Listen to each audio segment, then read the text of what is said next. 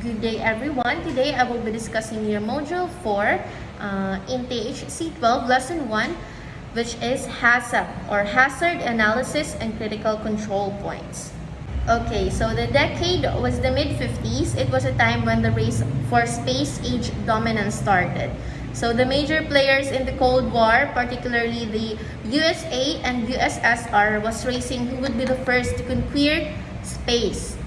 In America, manned spaceships pose a problem of food spoilage for the astronauts, so making them sick during space mission, and many of these missions were either aborted or failed.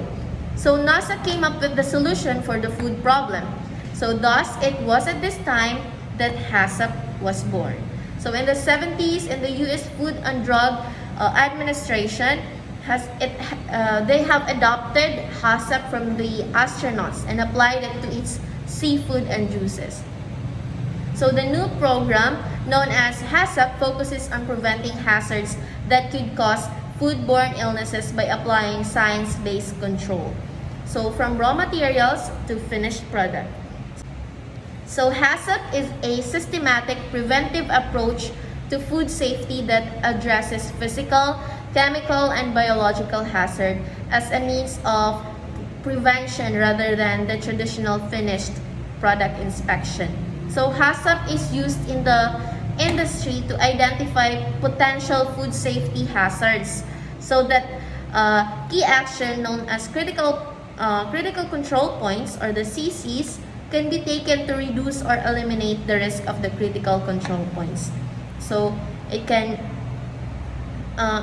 reduce or eliminate the risk of hazard being realized. Okay, the system is used at all stages of food production and food preparation process. So this method, which in effect seeks to plan out unsafe practices, differs from the traditional produce and test quality assurance methods, which are less successful and inappropriate for highly perishable foods.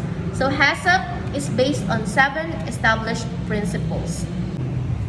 First, we have Principle 1, conduct a hazard analysis.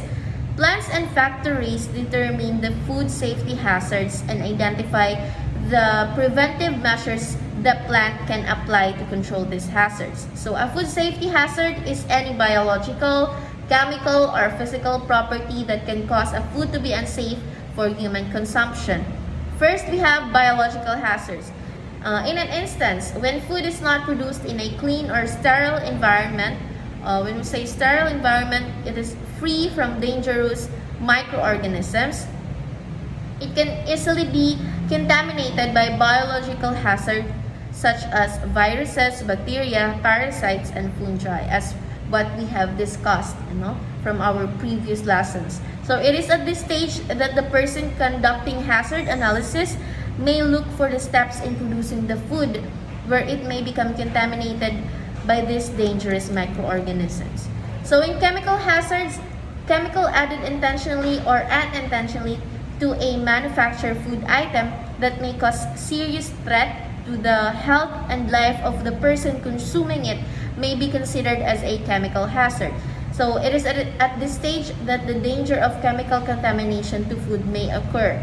Thus, at this stage, make sure that the employees are well trained to keep all dangerous cleaning and sanitizing chemicals out of the kitchen and other production areas. So it is also at this stage that they have to make sure that any food additives or food preservatives that are chemical-based are properly measured in order not to jeopardize the health of the person consuming such food items.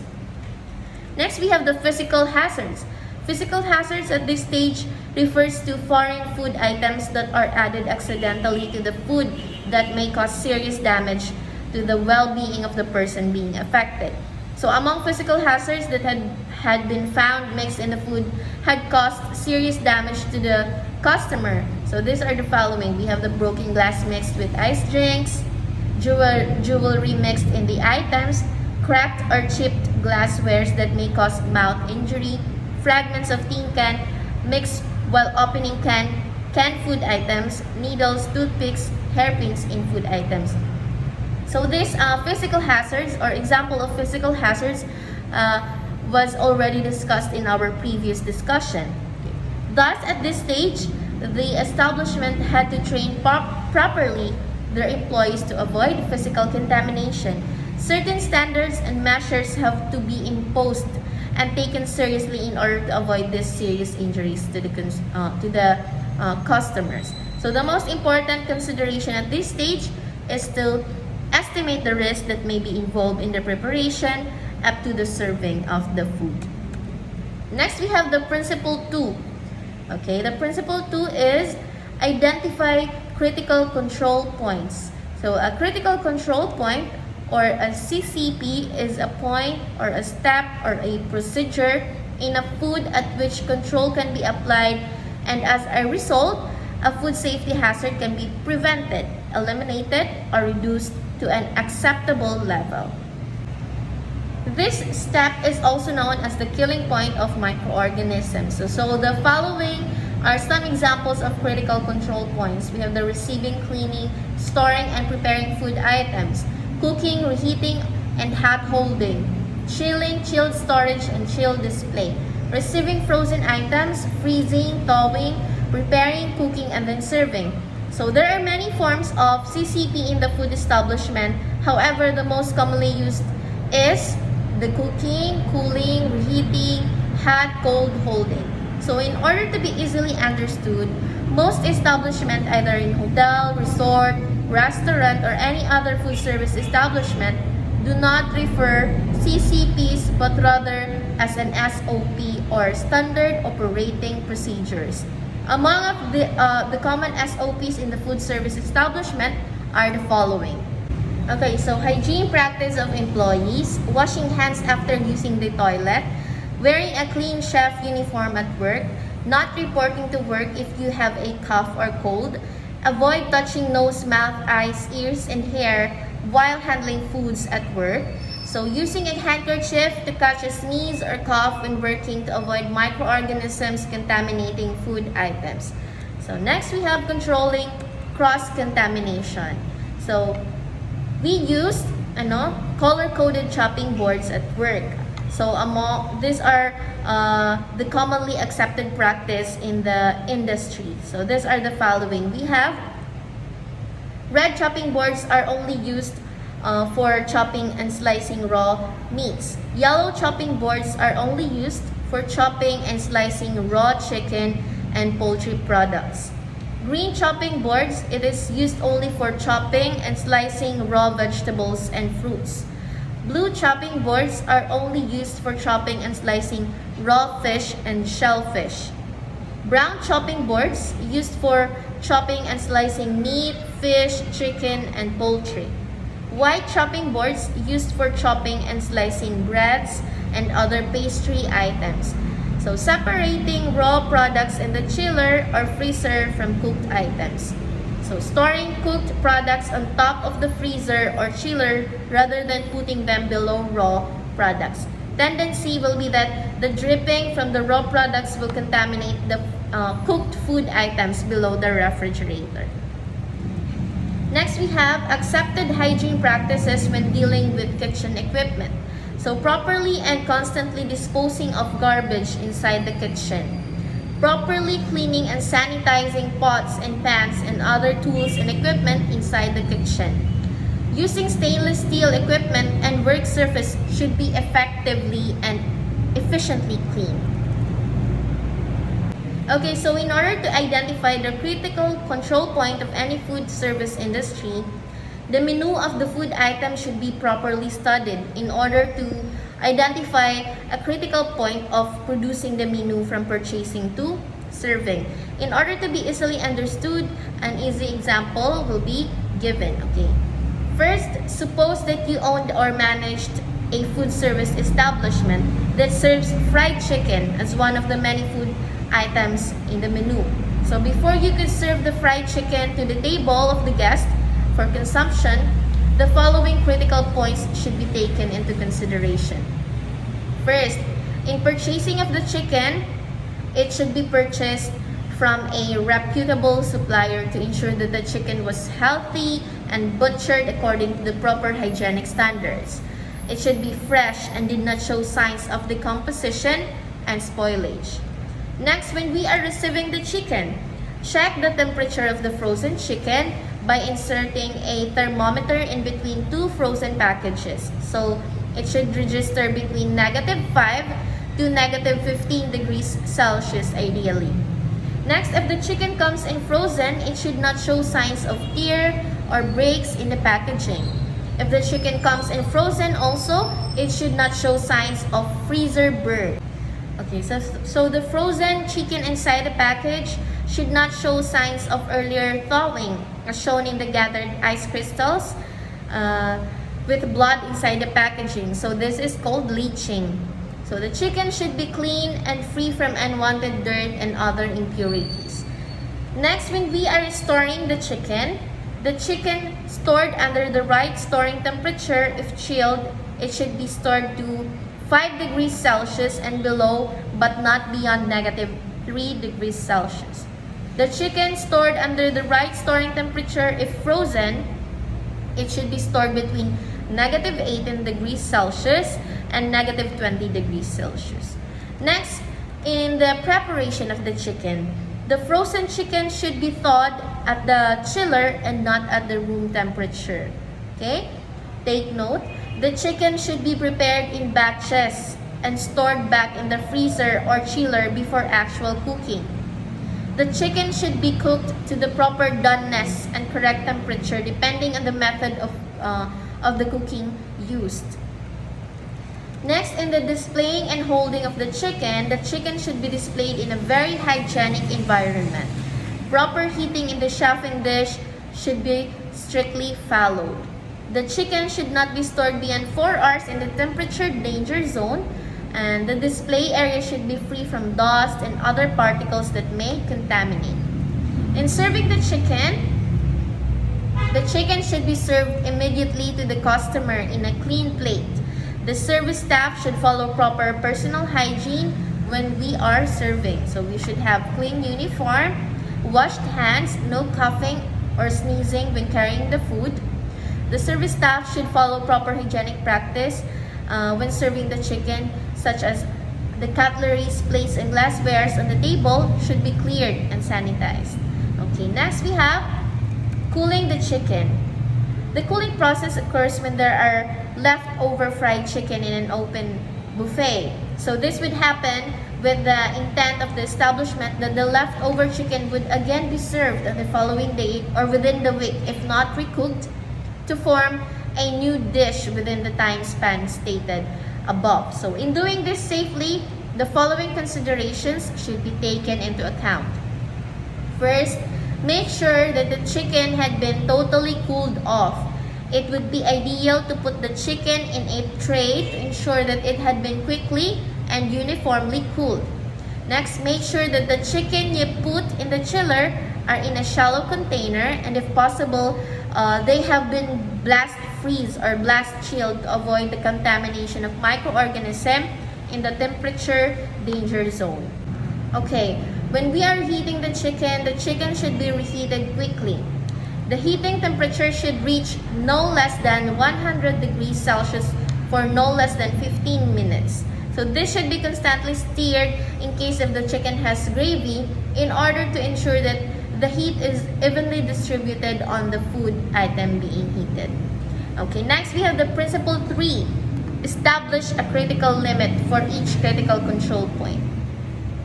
So a critical limit is the maximum or minimum value to which a physical, biological, or chemical hazard must be controlled.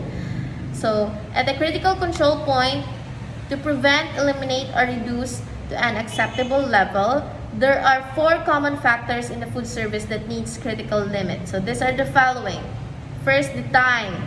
The time refers to the length of time when the food is prepared, cooked, and served to a guest inside the temperature danger zone. So the critical limit is that it should not go beyond 4 hours at the temperature danger zone from receiving, storing, thawing, preparation, cooking, and serving if needed. Okay, activity. Food items with a water activity of less than 0.80 discourages the growth of bacteria that mostly cause foodborne illness. Next, the temperature. So a cooked food should be displayed with a temperature of 60 degrees Celsius or higher. So this can be achieved by putting in a hot holding area where the temperature is controlled and constantly being monitored, or at the chefing dish where there is a constant heating below it. So if the food is in the chiller, it should be more than 5 degrees Celsius or colder. pH. So this is the measure of alkalinity or acidity in a liquid. The pH of pure water is 7. Number lower than 7, high acid content, and numbers above 7 indicates high alkaline content. So the higher the acidity of the liquid, the more it should be about 4.5 or below. Next, we have the principle 4, establish critical control point monitoring requirements. Monitoring activities are necessary to ensure that the process is under control at each critical point. Time, water activity, pH, and temperature are the critical control points that are constantly being monitored. For instance, the freezer or chiller temperature should be constantly monitored, and the temperature recorded as well as the time the monitoring had occurred. In doing this, any temperature fluctuation can be monitored and corrected. So in an instant that the temperature fluctuates, certain factors may have caused among them. So this might be first, a sudden mechanical or electronic defect encountered by the chiller or freezer. So nasira ang ating chiller or freezer. In this case, the food inside should be quickly transferred to another freezer or chiller in order to avoid food spoilage and foodborne illness. Food items being placed inside the chiller or freezer had not totally cooled off yet. So thus, its extra heat is heating up chiller or freezer, threatening other food items inside. So that is why it is very important that if we cook a food, we let that food item cool first, ano? So, kailangan, before natin sila ilagay sa chiller or freezer, let them cool first because it will heat the chiller or the freezer, threatening the food, other food items inside. Next, we have thick deposits of ice inside the freezer can also be a cause of temperature fluctuation. So the thicker the ice, the more the temperature becomes uneven. Lastly, worker responsible for checking critical control points should be properly tooled with thermometers or probes, so pH meters and other needed in order for them to be able to do their job efficiently and accurately. Next, we have the principle 5, establish corrective action. These are actions to be taken when monitoring indicates a deviation from an established critical limit. The final rule requires a plant's HACCP plan to identify the corrective actions to be taken if a critical limit is not met. So corrective actions are intended to ensure that no product injuries to health or otherwise adulterated as a result of the deviation enters public consumption. So when we say deviation, inconsistency enters public consumption. In an instance that critical limits are not met, serious problems may be experienced. So in order to avoid this, the following should be observed. First, determine what went wrong or saan tayo nagkamali. In an event that certain critical limits are not met, try to determine immediately what went wrong. Try to check the problem in order that you can be able to immediately take corrective action. For instance, you notice that the chiller temperature is now 9 degrees Celsius. Do not wait further or ignore the temperature fluctuation. Take corrective action immediately. Next, take corrective action. In an event that something went wrong and you were able to determine the problem, try to take corrective action as much as possible. In the above example, try to take out all the food items in the chiller and immediately transfer them to another chiller. So make sure that you inform the supervisor and all employees that the chiller is not working properly and should be fixed immediately. Okay. Lastly, you should fix the problem. Okay. Next, we have the principle 6: establish procedures to verify the system. Next we have the principle 6: establish procedures to verify that the system is working properly. So be certain that you would be able to verify the HACCP, if the HACCP is properly working in your establishment. Make sure that the critical limits that you had established in your system will be able to prevent, eliminate, reduce the hazard to a very acceptable standard. Since HACCP is a system-wide activity, you have to make sure that the system is properly working in your favor. It should be noted that little changes can affect many activities in your system. Key persons and experts in your organization should verify the system properly for at least twice a year. Okay, next we have principle 7: establish an effective record-keeping system that documents the HACCP system.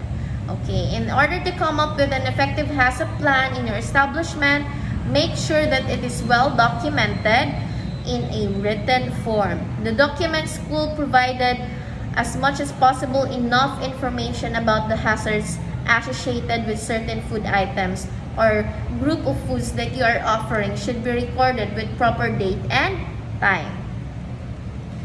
Next, we have the HACCP storage guidelines. So these are: first, dry storage. Never store pesticide or cleaning chemicals near any food item. Keep all storage areas clean and dry. Deliveries should be cleaned and stored immediately. Never allow suppliers to carry the deliveries inside. This may result in changing good deliveries with bad ones. Always remember to keep hazardous foods away from the temperature danger zones. Okay? Do not store food near a wall, as molds may grow on the wall and contaminate the food item. Always lock the storage area to keep insects, rodents, and other animals out of the storage area, particularly in the dry storage area. Okay? As we all know, in our storage area, rodents and insects such as cockroaches might contaminate our food items. Wrapped food items is tightly clean and moisture-proof materials. Okay, it should have a clean, moisture, and proof materials. Next, use rocks in storing near the floor to avoid the food directly touching the floor. Never store food where there are water or liquid dripping. Okay. Use the first in, first out method, which is FIFO. So first in, first out, or FIFO, is a system for storing and rotating food. In FIFO, the food that has been in storage longest, which is the first in, should be the next food that we should use. Okay, first out. This method helps restaurants and homes keep their food storage organized and to use food before it goes bad.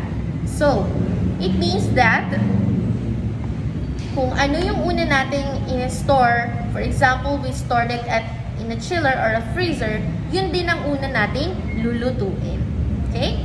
So, as a general rule, never store any food item in direct sunlight. The storeroom should be well ventilated. Food should be stored in their original packaging as much as possible. So the ideal temperature for dry store is between 10 degrees Celsius to 21 degrees Celsius. Okay, next, in the freezer. The temperature of the freezer should be about 18 degrees Celsius or colder. Monitor and record freezer temperature frequently within the day. Clean the freezer at least once a week. Immediately close freezer door to avoid heat coming inside the freezer.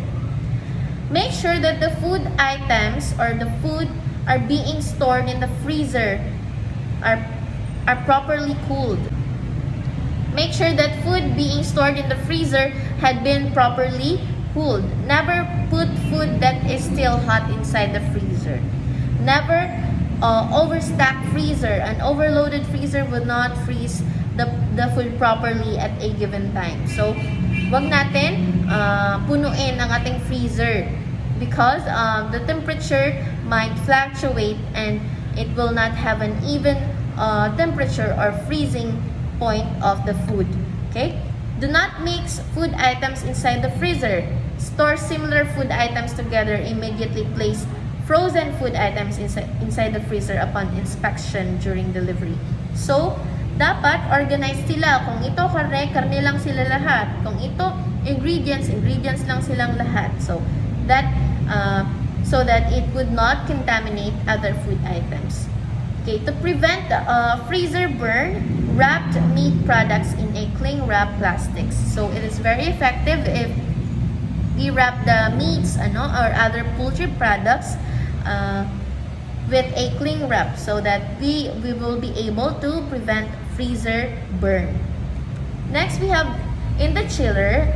Chiller temperature should be 5 degrees Celsius or colder, but not colder than 0 degrees Celsius, as this may be entering the freezing zone.